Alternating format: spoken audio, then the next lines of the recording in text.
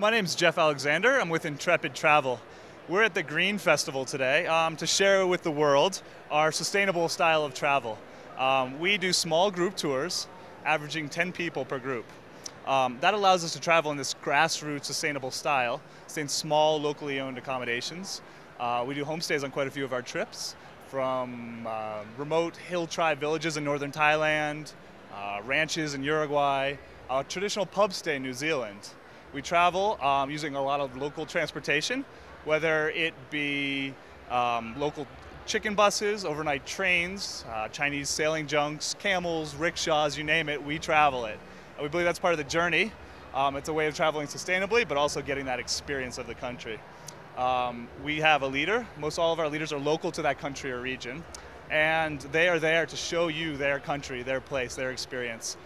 There are planned activities, the must-dos, the Machu Picchus, the pyramids, the Angkor Wats, but there's also the back streets, the local markets, and that's what we're there for. We like to do these great activities, but also give you enough free time so you can explore, follow your own interests, and get lost on your own. That's us at Intrepid Travel. The company was founded by a couple that moved to India about 14 years ago, and they were seeing the small family farmers really struggle. An average of 17,000 small farmers commit suicide each year.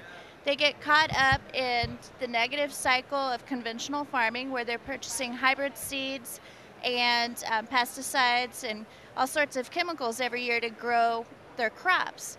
Well, what they're seeing is, these are small farmers. They're spraying their crops by hand. They get covered in the chemicals. Most often they don't have running water, so they can't wash that off. They get sick, their children get sick, their families get sick. They get less and less of a yield every year, and they have to purchase the hybrid seeds every year because they don't reproduce. So every year they go further and further into debt trying to make a living while they destroy their land. And many of them are turning to suicide as an option to try to offset the debt for their families. But once they do that and kill themselves, they're leaving their families behind. And quite often widows in India are not considered very high socially. They're not considered employable.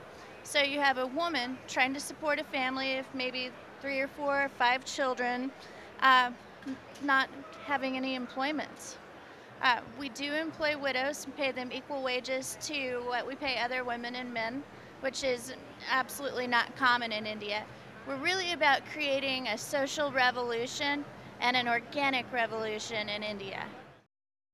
That he's going to be sharing with you that give great hope for the future that we all share together. A year to figure out the best speakers to bring from all over the region.